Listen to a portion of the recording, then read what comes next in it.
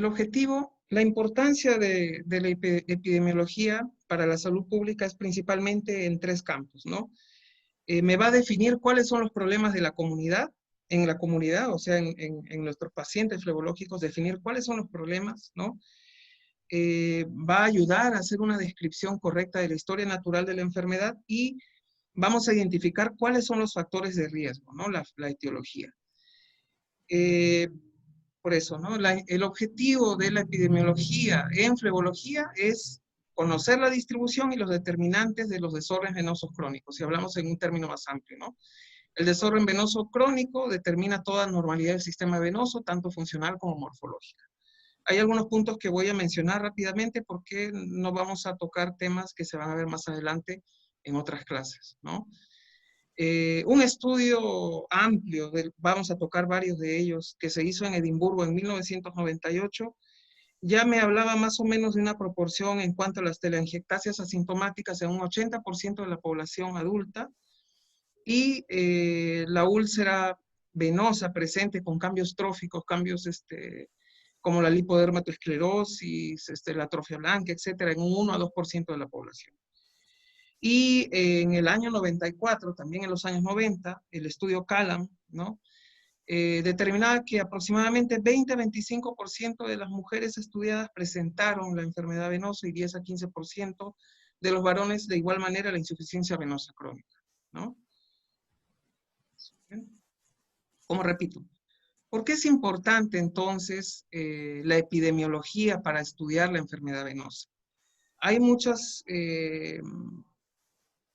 necesitamos, como en toda enfermedad, definir cuál es la prevalencia de la enfermedad, porque es una enfermedad que va a demandar alto consumo de recursos, porque si esto va a llevar a mi paciente a la incapacidad o afectar su calidad de vida, definitivamente se va a consumir más recursos públicos en atenderle, ¿no? Vamos a ver también que es importante conocer la epidemiología de la enfermedad venosa porque tanto la severidad como impacto muchas veces, e incluso diría yo hasta la actualidad, está subestimado. ¿Cuántas veces no nos hemos topado con pacientes que piensan que tener varices es solamente algo estético, ¿no? Entonces, son muchas las causas para tomar con mucha importancia, con pinzas, el tema de la investigación en epidemiología si hablamos de la enfermedad venosa. Es importante también definir ciertos parámetros con los estudios para poder enmarcar mejor todo lo que está relacionado a la enfermedad, como por ejemplo la historia natural, que puede ser muy impredecible, ¿no? La historia natural de la enfermedad puede tener una progresión muy lenta, así como también una progresión agresiva, incluso en el mismo individuo, si hablamos de un miembro con respecto al otro, ¿no?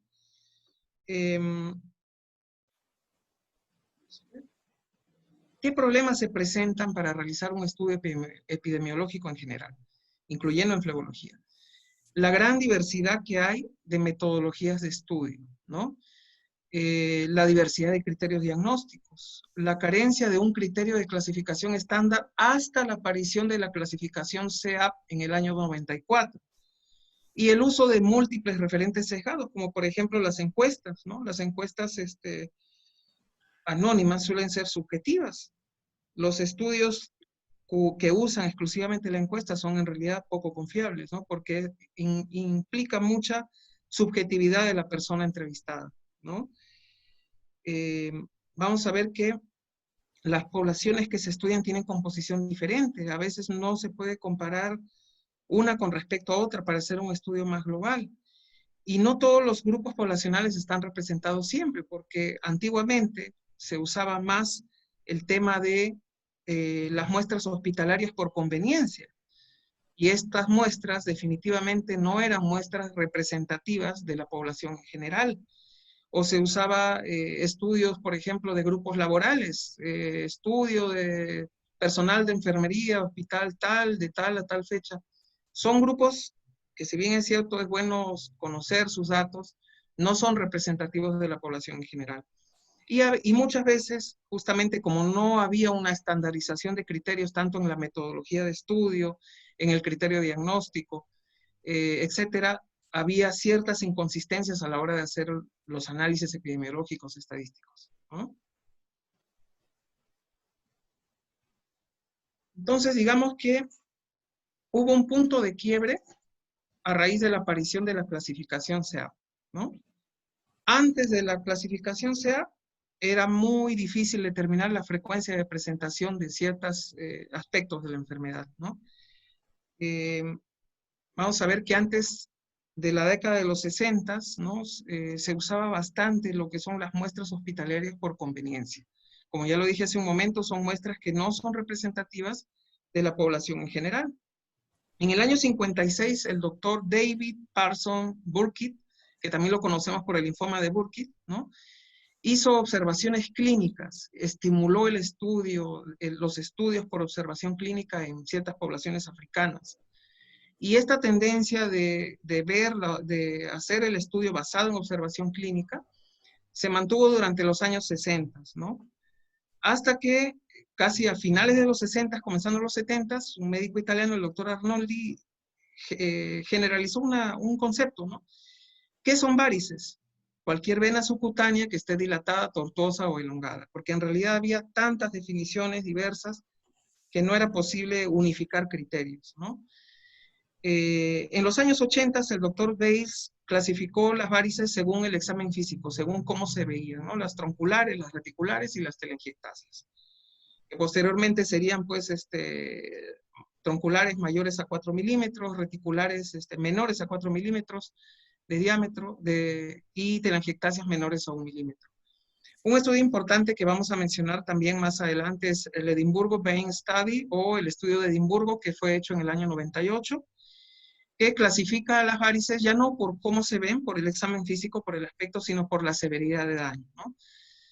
En realidad, este estudio va a estar implicado no solamente en la clasificación por severidad de daño, sino también vamos a ver más adelante también cómo determina la correlación positiva o no con muchos factores de riesgo para la presencia de la enfermedad, ¿no? A ver. Entonces, no fue sino hasta el año 1994 que se constituye un comité internacional ad hoc, que fue convocado por el Foro Venoso Americano, ¿no? Para definir y clasificar los desórdenes venosos crónicos, ¿no? Entonces, se establece la clasificación SEAP, que ya está difundida y es el estándar que usamos todos para estudiar la enfermedad venosa, ¿no? La clasificación SEAP va a facilitar entonces los estudios epidemiológicos y va a definir términos que aún quedaban muy vagos, ¿no? Por la poca uniformidad de criterios para definirlos, como son la insuficiencia venosa crónica y el desorden venoso crónico. Entonces vamos a ver que antes de la clasificación SEAP solo teníamos claramente descrito un problema venoso crónico como todo desorden venoso que no es agudo. Y enfermedad venosa es aquella que causa síntomas venosos, ¿no? Fue gracias a la clasificación SEAP que podemos ya tener definiciones exactas de lo que es la insuficiencia venosa crónica, que va a implicar anormalidad funcional, y desorden venoso crónico, que va a incluir todo el espectro de enfermedades, ¿no? Venosas. ¿En qué radica entonces? ¿En qué radica la importancia de la clasificación SEAP? ¿Por qué tomamos en epidemiología como punto de corte el antes y el después? Va a facilitar definitivamente el tener un criterio unificado de clasificación, va a facilitar la comunicación. ¿Qué quiere decir? Para poder ampliar el estudio o hacer estudios comparativos, ¿no? Se va a tomar como base principal para todo lo que es el análisis científico del problema venoso. Va a ser un poquito más serio el estudio epidemiológico, ¿no? Y se va a poder comparar los resultados, que buscamos principalmente lo que es definir cómo lo vamos a manejar en base a nuestros resultados y hacer estudios, pues, prospectivos, ¿no? Proyectados a largo tiempo. Vamos a ver. Perdón. Llegamos, pues, al año 2004, donde se hace la primera revisión de la clasificación SEAP, y donde se adicionó el ítem C0, que indica no anormalidad venosa identificada. Y en base a esto, pues, vamos a poder definir qué porcentaje de nuestra población está sano, Eso lo vamos a ver en otros estudios, y qué porcentaje presenta la enfermedad. Siendo entonces que se va a tomar del 94 en adelante como base para los estudios epidemiológicos la clasificación CEAP, vamos a ver que es recomendable o casi siempre se utiliza para los estudios de prevalencia lo que es la parte descriptiva, la clasificación CEAP descriptiva, ¿no? Y para los estudios experimentales o de intervención que tienen como base lo que es el índice de severidad venosa de la clasificación CEAP, vamos a poder evaluar los números de segmentos anatómicos afectados, la severidad en cuanto a síntomas y signos, y el grado de discapacidad o incapacidad que produce la enfermedad. Llegamos finalmente a lo que ya muchos de nosotros hemos visto este año, que es la última revisión de la clasificación CEAP, que va a incluir lo que son las recurrencias, ¿no? Tanto en las venas reticulares como en las úlceras, ¿no? Vamos a ver más adelante estudios amplios que se hicieron en Europa, Estados Unidos, que coinciden, si hablamos de clasificación CEAP, en mencionar que aproximadamente entre el 70 y 80% de la población que presenta algún tipo de desorden crónico va a tener teleangiectasias, sintomáticas o asintomáticas, ¿no? Entonces estamos hablando de una mayor frecuencia de presentación de grado C1 de la clasificación CEAP y de un 1 a 2%, ¿no? De presencia de las úlceras venosas en la misma. Vamos a ver acá algunos estudios epidemiológicos que van a reportar según el grado de clasificación CEAP, ¿no? Los porcentajes. Uno de los más antiguos, que en realidad no entra dentro de la época de CEAP, pero ya hablaba de telangiectasias asintomáticas, ¿no? Y lo pone como el mayor porcentaje presentado en el estudio que se hizo en Estados Unidos, el estudio Tecumseh del año 73, ¿no? Que encontró un 38.8% de pacientes estudiados con telangiectasias, ¿no? Si hablamos ya de la época post-clasificación CEAP, estamos hablando de uno de los estudios más importantes, 98, 99, el estudio de Edimburgo, que se hizo en Escocia, ¿no?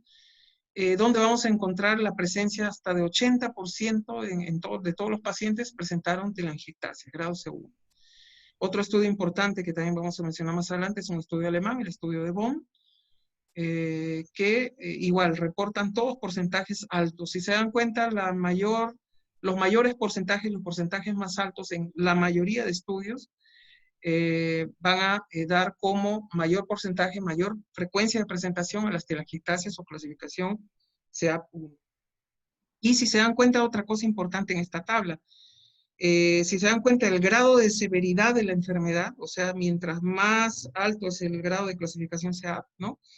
Va a ser inversamente proporcional a la prevalencia. Lo mismo que encontramos aquí, ¿no? El grado 1, 70-80%, el grado 6, 1 a 2%, es lo mismo, ¿no? En esta tabla, en los diferentes estudios, va a haber menos frecuencia, menos porcentaje de grado C6 y mayor de grado C1. Un factor importantísimo para enmarcar la enfermedad venosa son los factores de riesgo, ¿no? Entonces hablemos de factores de riesgo y desórdenes venosos crónicos en general. En esta tabla vamos a ver los principales factores de riesgo que están implicados en la enfermedad venosa crónica. Tenemos como factores causales o primarios los factores hereditarios, ¿no? La genética, traumatismos, la trombosis venosa profunda, ¿no? Como factores no modificables o secundarios no modificables, definitivamente pues la edad y el género, ¿no? Factores hormonales, el uso de anticonceptivos orales, la terapia de reemplazo hormonal, el número de gestaciones, los factores relacionados con el estilo de vida, el ortostatismo laboral prolongado, el estar mucho tiempo de pie en el trabajo, igualmente estar sentado prolongadamente posiblemente en el trabajo, el sedentarismo, el uso de prendas ajustadas, la obesidad, la constipación, el tabaquismo, etcétera, ¿no? Y vamos a ver en esta tablita la clasificación de los factores de riesgo según el nivel de asociación, ¿no? Recordemos que en epidemiología el nivel de asociación va a estimar la magnitud en la que dos fenómenos están relacionados Pero esto definitivamente no implica causalidad, solamente va a haber el grado de asociación de dos factores. Factores de riesgo, entonces, con mayor fuerza de asociación con los desórdenes venosos, vamos a tener los factores genéticos, la herencia, los traumatismos y la edad. Moderada asociación, el género femenino, el número de embarazos, la ingesta de hormonas, ya sea anticoncepción oral o terapia de reemplazo hormonal, la obesidad y incluso algunos estudios hablan de la estatura del paciente, el ortostatismo prolongado, ¿no? ¿Y por qué en este cuadrito dice aquí resultados contradictorios, ¿no? Porque vamos a ver que justamente como es moderada fuerza de asociación, algunos estudios van a demostrar la relación de estos factores con el desorden venoso crónico y otros, por el contrario, no, ¿no? Eso ya lo vamos a ver, lo vamos a desmenuzar poco a poco más adelante. Y por último, los factores de riesgo con débil asociación o cuya asociación aún está por aclarar, como por ejemplo el sedentarismo, ¿no? La constipación y el consumo de fibra, el uso de prendas constreñidas, prendas ceñidas y otros factores que dependen del estilo de vida del paciente. Hablemos entonces del primer grupo, que son los factores de riesgo con mayor fuerza de asociación. Empecemos por el factor genético. En el año 2007, un estudio encontró una mutación en el gen FOXC2, que está implicado en el desarrollo linfático y vascular. Al ver alteración en este gen, vamos a tener una falla valvular venosa primaria, tanto superficial como profunda. 5 años después, otro estudio, ¿no? Evalúa 9 familias, se les hace evaluación de fenotipo, el análisis del ADN y confirma definitivamente que la mutación de este gen va a intervenir en la falla valvular venosa, ¿no? La herencia. Se dice en algunos estudios, ¿no?, que los cambios que se heredan en cuanto a la composición de la pared venosa, el colágeno, la composición en el porcentaje de presencia de colágeno, elastina o el músculo liso, la alteración de esta composición que se hereda, ¿no?, va a causar debilidad y dilatación de la pared venosa y debilidad valvular. Aquí vamos a decir algo que finalmente lo van a ver en todos los estudios, ¿no? Que la herencia es el factor de riesgo independiente no modificable más importante, y eso lo vamos a ver en los estudios que vamos a presentar, ¿no? A ver, en el caso de la herencia, se hicieron 2 estudios en los años 90, en Japón. En el año 90 se hizo un estudio para ver este tema de la herencia, ¿no? Y se determinó que el 42%, se tomó una muestra de 541 pacientes, ¿no? De los cuales el 42% presentó la enfermedad venosa y tenían justamente historia familiar de varices, ¿no? Versus el 14% que presentó la enfermedad venosa, pero que no tenía historia familiar de varices, ¿no? Entonces vamos a ver que hay mayor porcentaje de presentación en los pacientes que tienen la historia familiar de la enfermedad. Igual en Francia, 4 años después, una muestra de 134 pacientes se encontró en el 90% de los casos, el 90% de los pacientes que presentaban enfermedad venosa tenían a ambos padres con la enfermedad, versus el 20% en el cual ninguno de los padres tenía la enfermedad venosa.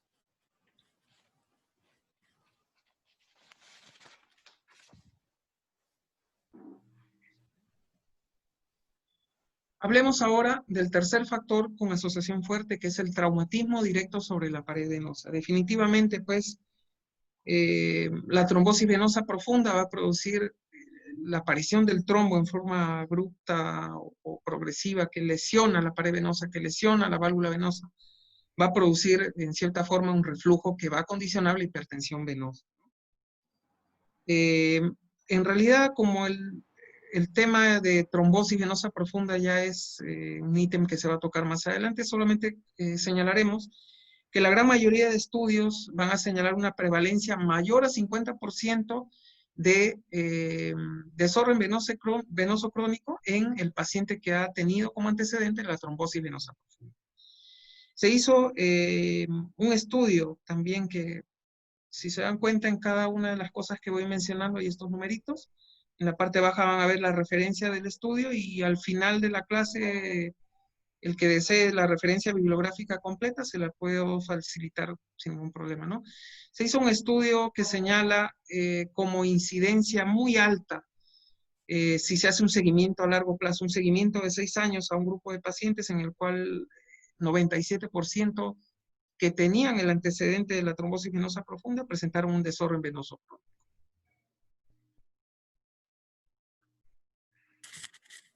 En cuanto a la edad, y esto también se va a poder ver en casi todos los estudios, ¿no? A medida que aumenta la edad, van a aumentar tanto la prevalencia como la incidencia de la enfermedad venosa, ¿no? Eso sí es absoluto. Hay cosas que pueden estar en discusión de un estudio con respecto a otro, por ejemplo, como el género, que ya lo vamos a ver, pero en cuanto a la edad, difícil. Ningún estudio deja de coincidir con el asunto de que aumente la prevalencia y la incidencia de la enfermedad venosa conforme aumenta la edad del paciente estudiado, ¿no?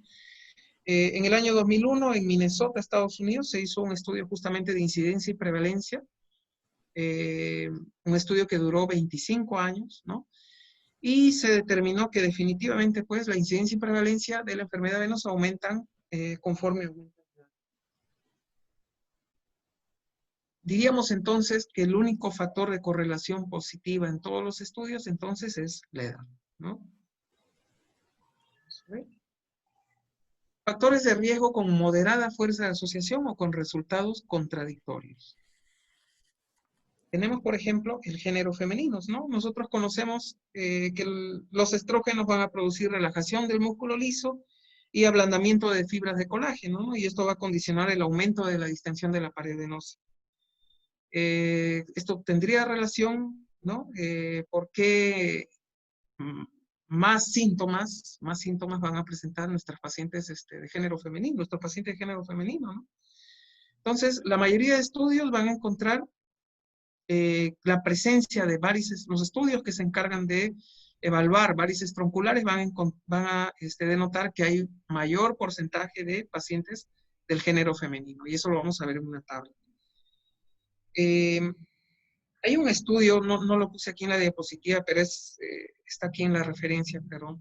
Es el estudio HIT, ¿no? Que se hizo pues en el año 96, el cual incluso también va a determinar no solamente la presencia de varices tronculares, sino que hay mayor frecuencia de úlcera venosa en el género femenino, ¿no? En el año 2005 se hizo en Italia el estudio Chiesa, el doctor Chiesa y colaboradores, evaluaron 24 ciudades, ¿no? Y aquí está la contradicción. Se hizo una evaluación en 24 ciudades, es una muestra amplia, eso lo vamos a ver más adelante, pero las varices tronculares no eran más frecuentes en mujeres, sino al contrario, la prevalencia mayor se presentó en varones. El reflujo safeno-femoral en varones fue 1.5 veces mayor que las mujeres, ¿no? Que mujeres sin hijos.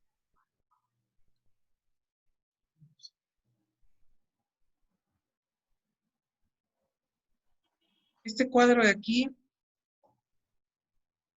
es el estudio Framingham, el estudio Farrington, que se realizó en República Dominicana en el año 2019. Se toma una muestra de... Perdón, el mayor porcentaje de la muestra, estamos hablando del 65% del total de la muestra estudiada, como pueden ver en la tabla, ¿no? De 796 pacientes, presentó algún desorden venoso crónico, ¿no? Entonces, bueno, sea en Europa, sea en Estados Unidos, incluso en Latinoamérica, nos damos cuenta que muchos estudios coinciden en señalar que el mayor porcentaje, la mayor frecuencia de presentación de enfermedades en el género femenino, ¿no? Exceptuando algunos estudios contradictorios como el estudio Chiesa de Italia, ¿no? Aquí tenemos lo que les mencionaba hace un momento, cuando se han hecho estudios para varices tronculares a nivel mundial, muchos han coincidido, muchos y no todos, muchos han coincidido en dar como mayor porcentaje de presentación de frecuencia de varices tronculares a la mujer, ¿no? Uno de los más antiguos es el estudio Lake del año 42, ¿no? Que se hizo en Estados Unidos. 73% de los casos de desorden venoso crónico con varices tronculares eran mujeres. Igual vamos a ver, aquí es una muestra grande, ¿no? El estudio Bobek del año 66, también 15.060 pacientes estudiados, a pesar que los porcentajes son bajos, el mayor porcentaje se presenta en mujeres. Seguimos entonces, vamos a ir, eh, vamos a ver entonces que van a haber distintos estudios aquí de Europa, de Estados Unidos, de Asia, ¿no? Y la gran mayoría va a coincidir en señalar como mayor frecuencia, mayor porcentaje, mayor presencia de varices tronculares en el género femenino. Igual aquí, ¿no? Aquí he señalado dos estudios como contradictorios. Uno de ellos se realizó en España en el año 2001, el DECTEC IBC, ¿no? Que encontró, al contrario, ¿no? El 86.5% de pacientes con varices tronculares eran masculinos y el 66% femeninos, mayor porcentaje en el género masculino, y la muestra era amplia, ¿no? 21.566 pacientes estudiados. El estudio Cesarón en 2002 en Italia encontró igual porcentaje en ambos géneros, ¿no? Y como lo mencioné hace un momento, el estudio Chiesa del 2005 encontró mayor prevalencia de la enfermedad, mayor prevalencia de varices tronculares en varones, ¿no? 41%.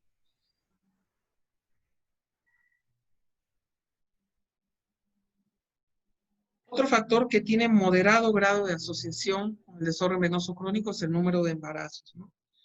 Definitivamente, pues hay un grado de correlación entre el número de embarazos y la presencia del desorden venoso crónico, ¿no? Ya sabemos que en el embarazo los cambios hormonales son temporales, pero van a condicionar un aumento del volumen sanguíneo y la obstrucción, de cierta forma, del retorno venoso, ¿no? Al aumentar el tamaño uterino, obviamente va a haber cierto grado de obstrucción del retorno venoso a nivel abdominal y de miembros inferiores, ¿no?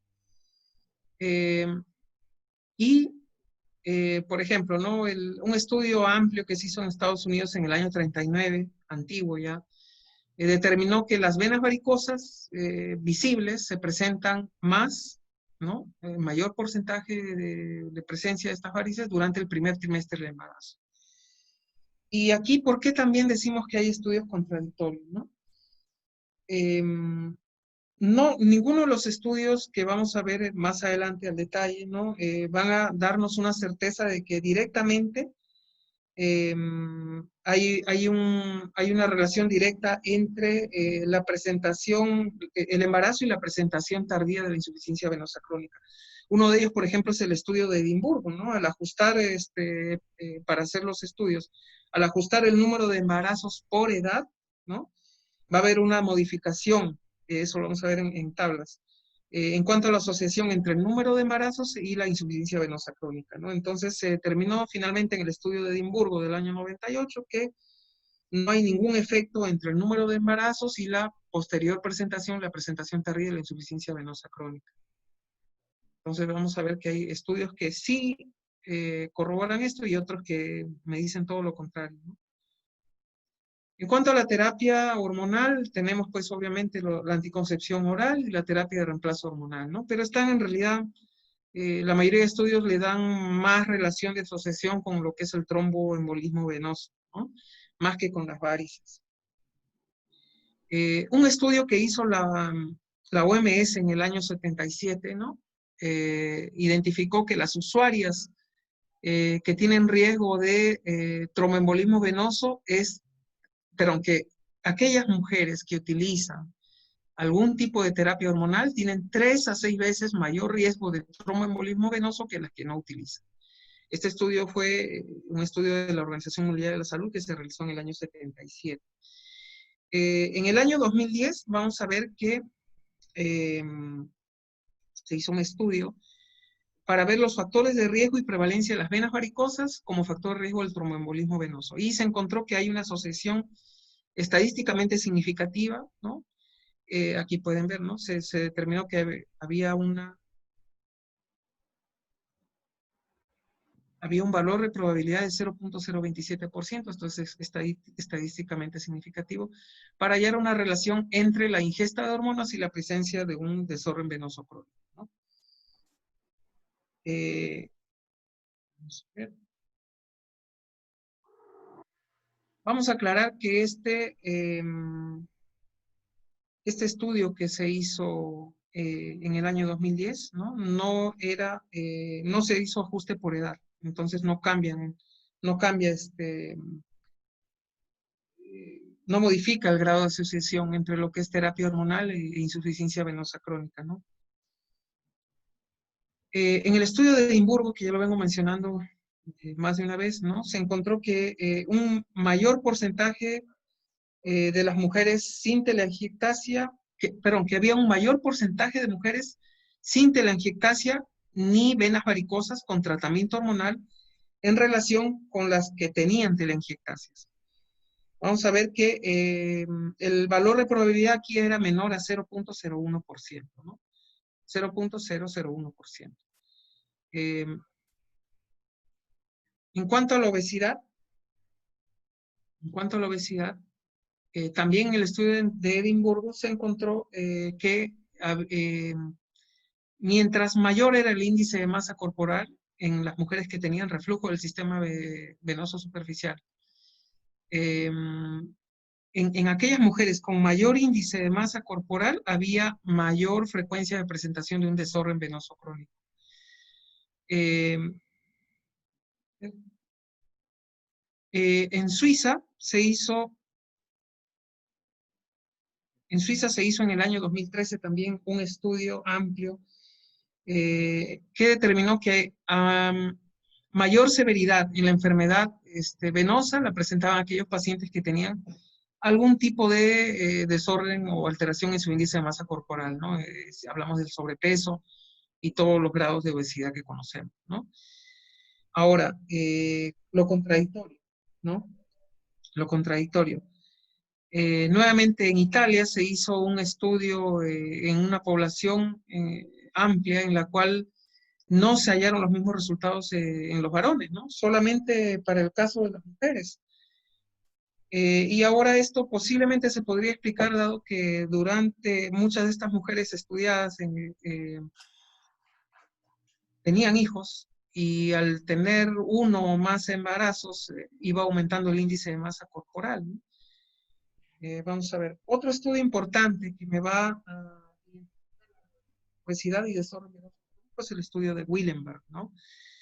Que en realidad fue el único en evaluar patrones de flujo hemodinámico en miembros inferiores en obesos, ¿no? Aquellos que tenían un índice de masa corporal mayor a 30 y en no obesos, ¿no? Índice de masa corporal menor a 25. Vamos a ver entonces que la conclusión de este estudio fue que el tejido adiposo abundante va a incrementar el riesgo de tromboembolismo venoso y de insuficiencia venosa crónica.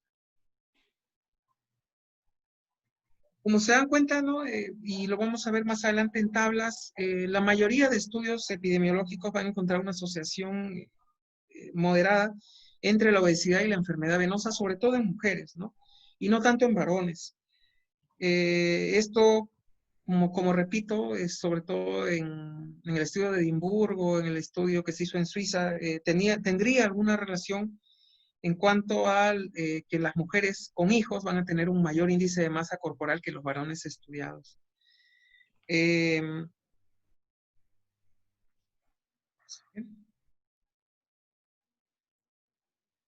Finalmente, otro factor con moderado grado de asociación va a ser la elevada estatura del paciente estudiado, ¿no? O el ortostatismo prolongado. En realidad, en cuanto a la estatura del paciente, había una teoría que indicaba que el incremento por el tamaño del miembro inferior, el incremento de la columna hidrostática durante un ortostatismo prolongado iba a influir para la presencia de un desorden venoso crónico, ¿no? Pero no hay estudios concluyentes sobre esto, ¿no?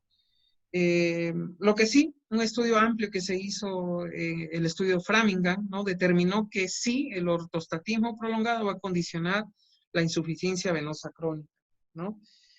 Al aumentar pues la presión hidrostática por el ortostatismo prolongado, va a desarrollarse pues la enfermedad venosa, ¿no? Este cuadrito justamente nos habla del estudio de Framingham, ¿no? Del año 88. Se encontró que el 48% de los pacientes con insuficiencia venosa crónica permanecían de pie más de 8 horas, 8 o más horas de pie, ¿no? En la jornada laboral. Vamos a hablar, por último, de los factores de riesgo cuya fuerza de asociación con el desorden venoso crónico o enfermedad venosa es una asociación débil o cuya asociación está aún por aclarar, ¿no? Hablemos del sedentarismo, ¿no? Del sedentarismo y estar sentado prolongadamente. El sedentarismo en realidad es diferente si lo analizamos desde el punto de vista del desarrollo de nuestros países, ¿no? En países desarrollados y no desarrollados vamos a encontrar que hay mayor prevalencia de un desorden venoso crónico en países desarrollados, ¿no? Porque las características de ese sedentarismo son diferentes. Y asimismo vamos a ver que va a haber mayor severidad de la enfermedad venosa en comunidades urbanas que las rurales, nuevamente, porque el sedentarismo de un paciente africano que tiene una dieta diferente, que tiene costumbres, idiosincrasia distinta, no va a ser igual al de un inglés, al de un americano, incluso de un hispano, ¿no? De un latino. Eh, varía según la geografía, según la idiosincrasia, la actividad que desarrolla durante el día el paciente y eso va a influir, ¿no? El nivel de sedentarismo, pues, en países desarrollados se va a ver empeorado definitivamente por enfermedades crónicas, por malos hábitos de alimentación, etcétera, ¿no?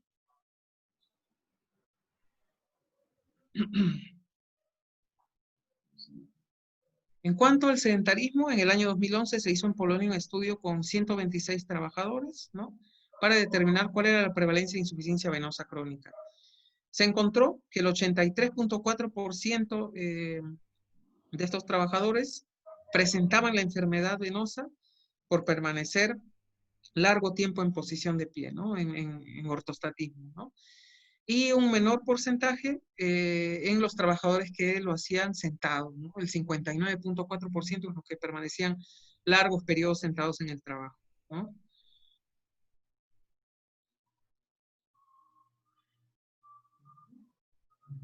En cuanto al estreñimiento, constipación o al hábito de consumir fibra en nuestra dieta, ¿no? Tenemos el estudio que hizo el doctor Clip, ¿no? Para el Lancet en el año 59. Él decía que una dieta pobre en fibra iba a aumentar la probabilidad de tener varices, ¿no? Y el estudio de Daniel Parsons Burkitt, que lo conocemos, como ya dije, por el linfoma de Burkitt, también él hizo un estudio en África, en los Masái, ¿no? En la tribu Masái. Él determinó en su estudio que el mayor consumo de fibra iba a aumentar la frecuencia de las evacuaciones y definitivamente pues iba a haber menos probabilidad de varices en los pacientes, ¿no? Él va a hacer una comparación en este estudio de los africanos y los ingleses, ¿no?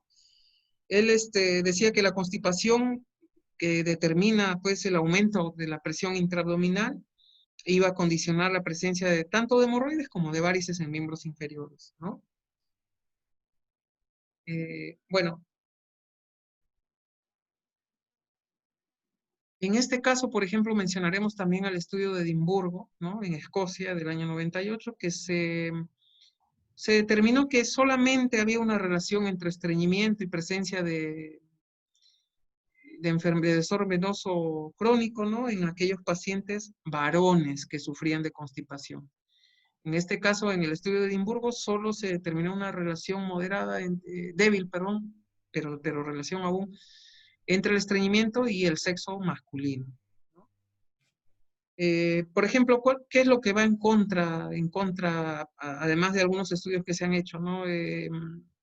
Si hablamos de las dietas, ¿no? El alto consumo de fibra, como decía el doctor Burki, de una dieta mediterránea, por ejemplo, que es alta en fibra, países del Mediterráneo, ¿no?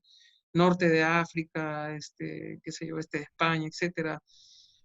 Vamos a ver que son dietas ricas en fibra, y sin embargo la incidencia y prevalencia de la enfermedad venosa es similar a Europa, Estados Unidos, ¿no?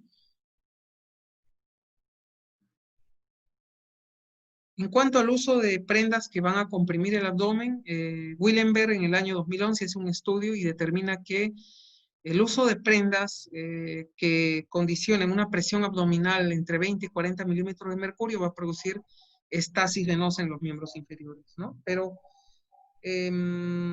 digamos que la estasis venosa pues va a condicionar un aumento del diámetro de mis venas y disminuye la velocidad de la sangre, ¿no? Pero tengamos en cuenta algo, actualmente se usan corsets, se usan fajas, se usan prendas elásticas a nivel abdominal, ¿no?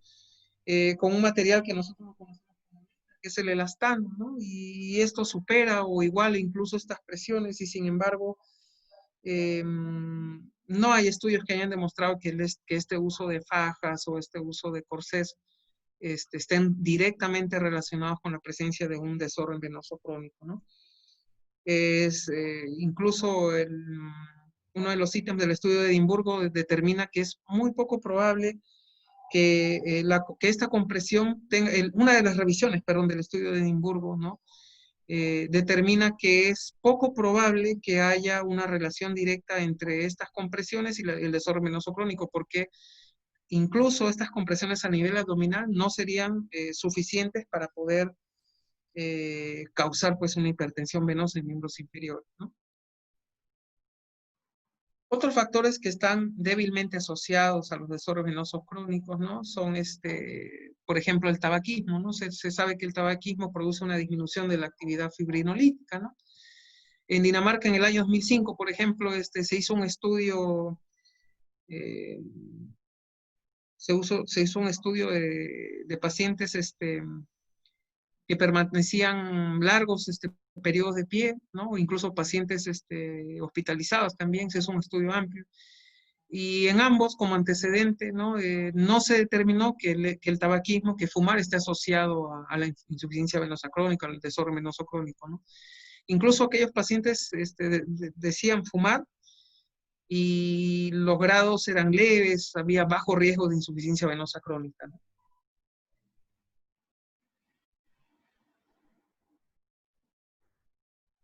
Otro factor con débil grado de asociación no demostrado en estudios es la dieta, ¿no? Como dije, por ejemplo, la dieta, la famosa dieta occidental está, nuestra dieta, la dieta de los norteamericanos, europeos, etcétera, la famosa dieta occidental está relacionada a una elevación de la resistencia a la insulina, ¿no? Enfermedades crónicas como la diabetes, la presión alta, distintas dislipidemias.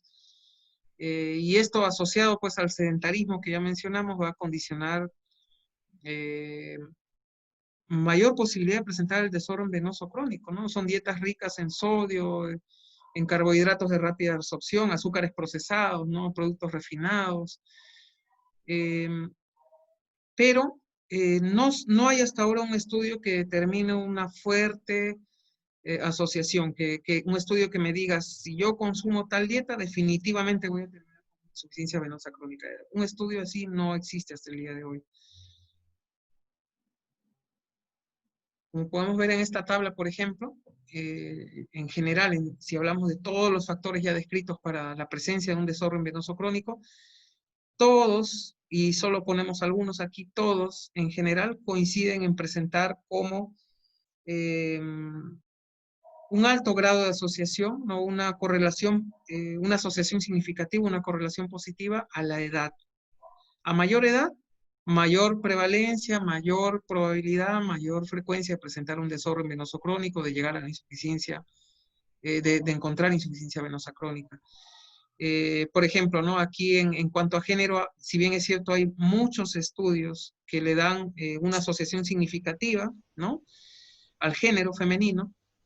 En el estudio Chiesa italiano, por ejemplo, fue al contrario, ¿no? Se encontró mayor prevalencia en varones. En cuanto a la herencia, también hay algunos estudios, ¿no? No hay una unanimidad como vemos aquí con respecto a la edad, ¿no? Y también eh, bastante asociación significativa se encontró en varios estudios en cuanto a mayor número de embarazos, mayor probabilidad de presentar una insuficiencia venosa crónica. Vamos a ver ahora sí un poquito más detenido algunos estudios más relevantes de la enfermedad venosa crónica, ¿no?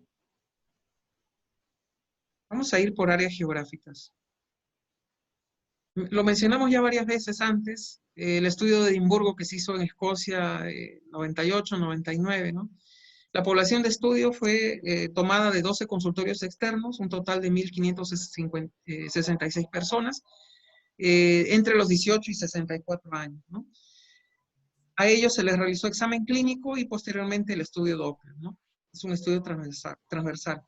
¿Cuáles son los hallazgos más importantes del estudio de Edimburgo, ¿no? Que en realidad, si hablamos basándonos en la clasificación CEAP, el mayor porcentaje, tanto en varones como mujeres, fue el CEAP C1, ¿no? La presencia de telangiectasias. 80% en varones y 85% en mujeres. Venas varicosas, 40% en varones, 16% en mujeres, ¿no? Como pueden ver ahí, ¿no? Cambios dérmicos también por la insuficiencia venosa crónica, bajos porcentajes, úlceras, las úlceras crónicas activas en el 1% del total de la población estudiada, ¿no? Entonces coincide con la pirámide que vimos casi al inicio, ¿no? Donde vemos que el 80% o un mayor porcentaje, alto porcentaje de CEAP-C1, telangiectasias, ¿no? Y el 1%, 1 o 2% aproximadamente la presencia de la CEAP-C6 o úlcera, ¿no? Vamos a ver que ajustando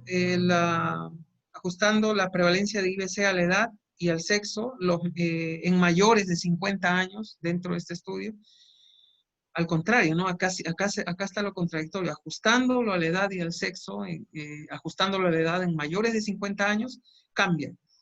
El mayor porcentaje se da en varones, ¿no? En el general, pues, mujeres, y si lo ajustamos a la edad mayores de 50, en varones. Entonces, una de las conclusiones más importantes de este estudio fue que la insuficiencia venosa crónica no es más frecuente en mujeres, ¿no? Conforme aumenta la edad. Conforme aumenta la edad, mayor prevalencia en varones. Y también se encontró una relación significativa entre la severidad de los síntomas que presentaba el paciente y la presencia de un reflujo venoso superficial o profundo. En cuanto a la prevalencia de síntomas por sexo, el más frecuente en varones fue el prurito, un prurito inespecífico, como está detallado en el estudio, pesadez y dolor, pesadez de piernas, de miembros inferiores y dolor en miembros inferiores en el caso de las mujeres. No hubo una relación significativa, ¿no? Entre la presencia de telangiectasias y varices reticulares y la presencia de síntomas. El siguiente estudio se realizó en Alemania, el estudio de Bonn, ¿no? En el año 2003 se tomó una población de 3.072 pacientes, una muestra aleatoria de la población general. 1.350 fueron varones, 1.722 mujeres entre 17 a 79 años. De ellos, de toda la muestra, 1.927 eran citadinos de la ciudad de Bonn, ¿no? Y de comunidades rurales, 1.175. ¿Cuáles fueron los hallazgos más importantes? Nuevamente, mayor porcentaje, si hablamos de clasificación CEAP, mayor porcentaje telangiectasias, ¿no? Y varices reticulares, 87.5%. Ahí pueden ver algunos porcentajes más, ¿no? Y nuevamente la úlcera, bueno, acá 0.7, pero es un bajo porcentaje de la población total, ¿no?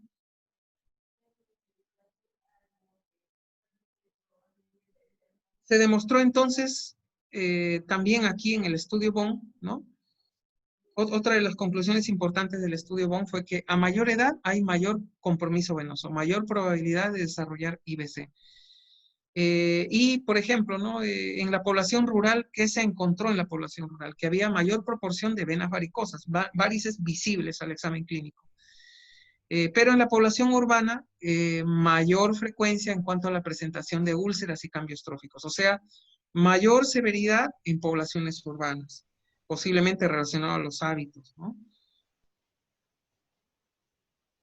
Este es otro estudio también de Alemania, el estudio Bochum, que duró prácticamente 20 años, del 82 al 2002, ¿no?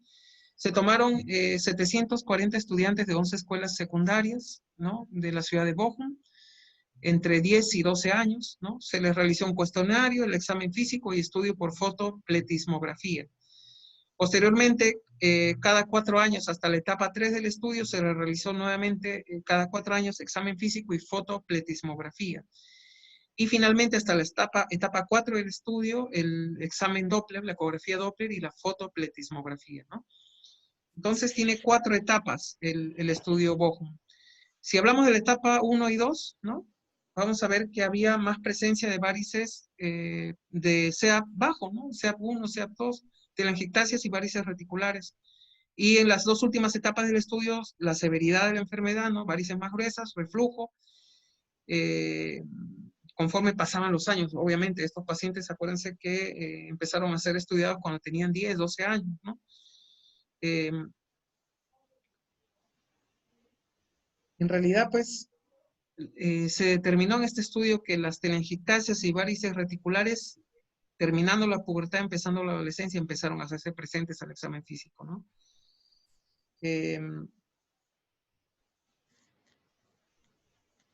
Entonces,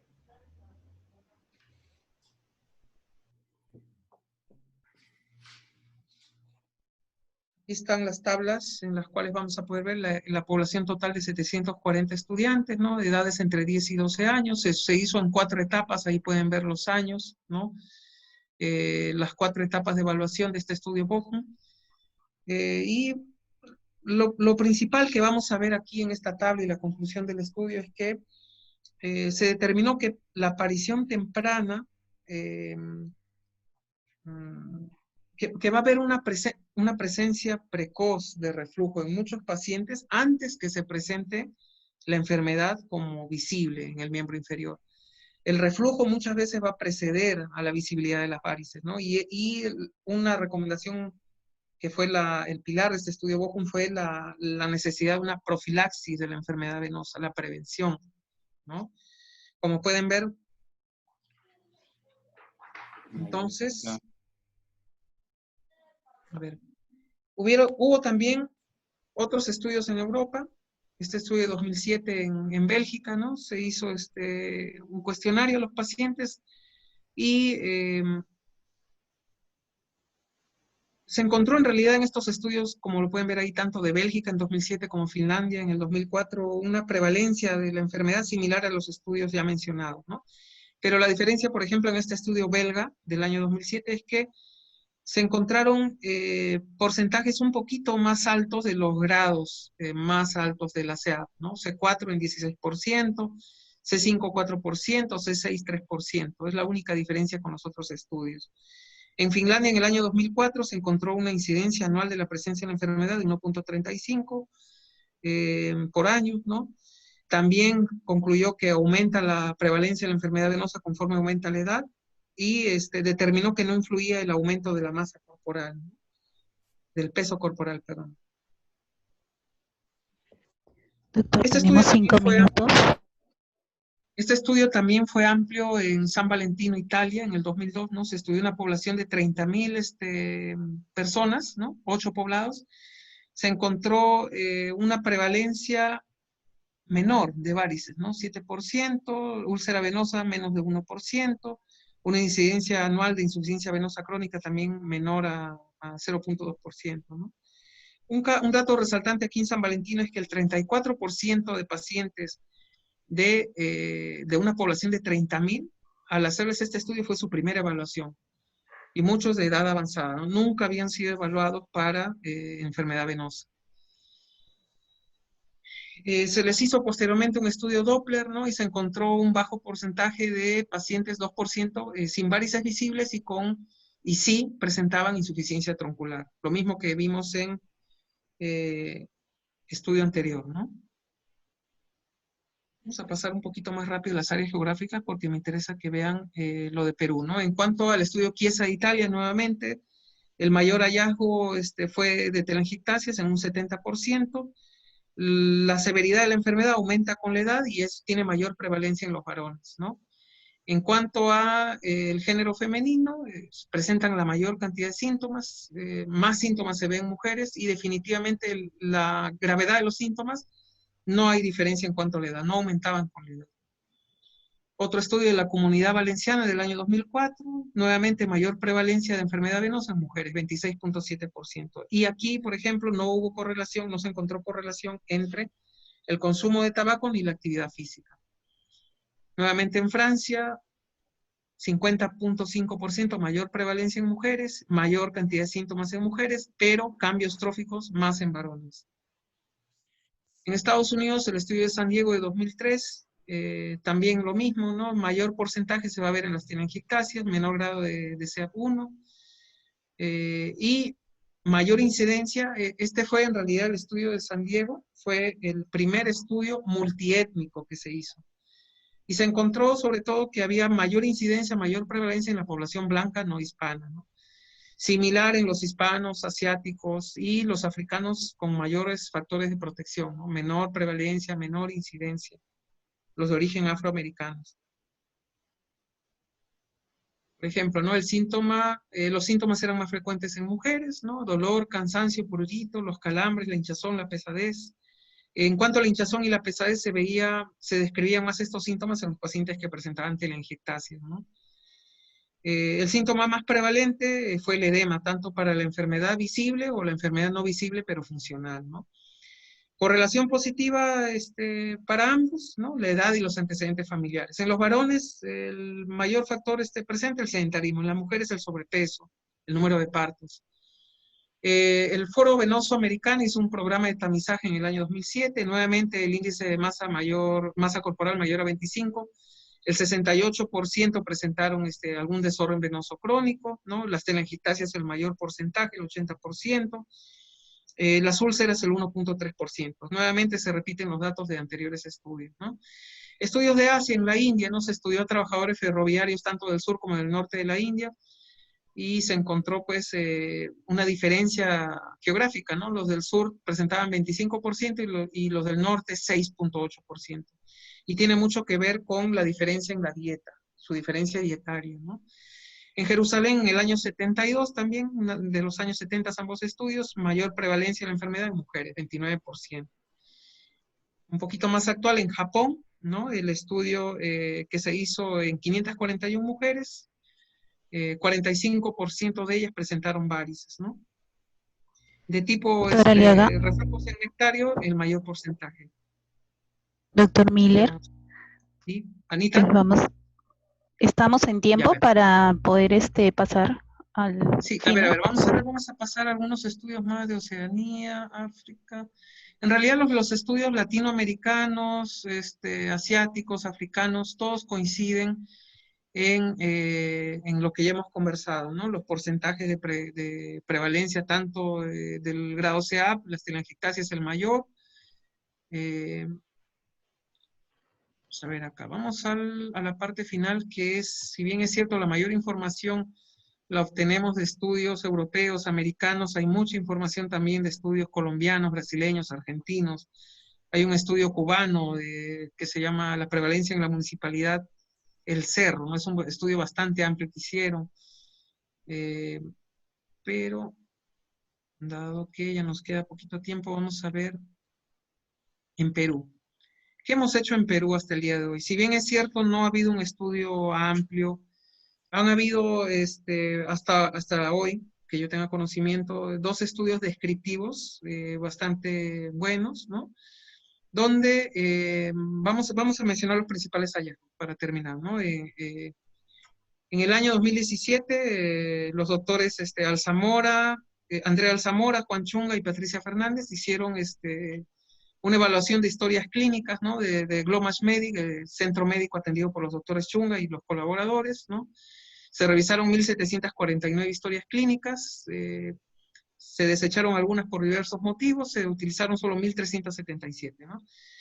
En este caso, el 72% de las historias realizadas eran de mujeres, ¿no?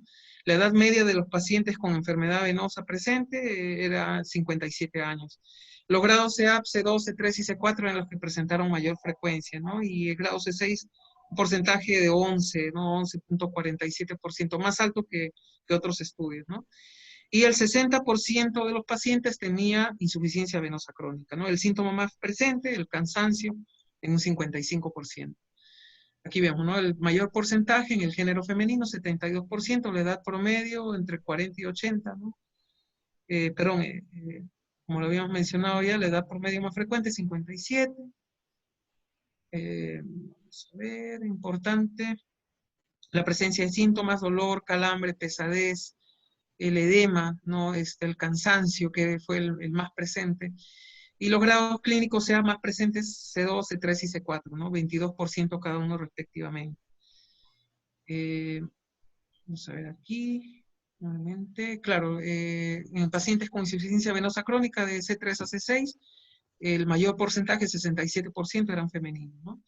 La edad con mayor porcentaje también mayores de 60 años. Aumenta la edad, aumenta la severidad, aumenta la prevalencia, ¿no? Eso sí coincide con estudios anteriores. En cuanto a los síntomas más presentes en pacientes con IBC, el dolor, el calambre y el edema, ¿no?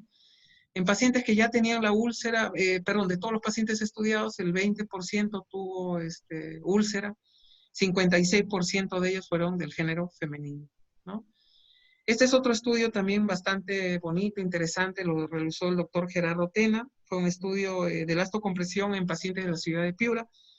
Tenía relación con cómo evaluamos al paciente en climas de calor, ¿no? En este caso, él utilizó historias clínicas de 1.258 pacientes, 84 eran femeninos, nuevamente más porcentaje de enfermedad venosa en mujeres. Mayores de 50 años, el mayor porcentaje de pacientes que se presentó, 63%, y nuevamente CEAP, C1 y C2, los mayores porcentajes, ¿no? C2, 49% y C1, 17%. En cuanto a lo que podemos concluir, lastimosamente el tiempo no da para poder ahondar un poco más en los estudios latinoamericanos. Hay muy buenos estudios, como repito, brasileños, colombianos, argentinos. Podríamos concluir principalmente que los desórdenes venosos crónicos son bastante prevalentes en la población global y por ende muy costosos tanto para el individuo como para la sociedad a largo plazo, ¿no? Para aquellos países en los cuales implica un gasto importante para el Estado atender al paciente flebológico, ¿no? Es un hecho común en la población general, no es un hecho aislado, pero si bien es cierto, es un hecho común, hay un alto grado de tolerancia. No tuvimos oportunidad de ver estudios que se hicieron en Argentina, en Colombia, donde en algunos estudios el gran porcentaje de motivos de consulta para flebología fue la estética. Tengo mi telangiectasia, tengo mi varices reticular, tengo incluso varices tronculares, ¿no? Pero no me molesta, no tengo síntomas. Entonces acudo a mi consulta solamente por el tema estético. Bueno, entonces digamos que la enfermedad venosa, ¿no? Es la enfermedad vascular más prevalente en la población general. Las telangiectasias y varices reticulares son la manifestación más común en cuanto a todos los problemas venosos, ¿no? Un 80% de la población mundial padece de algún tipo de desorden venoso crónico. Las varices tronculares se van a presentar hasta en un tercio de la población adulta, ¿no? Y la prevalencia, principalmente en cuanto a factores de riesgo, la prevalencia se va a incrementar directamente, linealmente, conforme avance la edad, ¿no? Y si bien es cierto, no es determinante, pero sí va a influir en la prevalencia de insuficiencia venosa, los cambios en el estilo de vida. Por eso veíamos que habían grandes diferencias en poblaciones rurales y urbanas, en poblaciones de países desarrollados y no desarrollados. El estilo de vida va a influir junto al sedentarismo, la dieta, etcétera. Vamos a ver cambios importantes en la presencia o prevalencia de la insuficiencia venosa. Y el factor de riesgo independiente no modificable más importante definitivamente es la herencia, ¿no?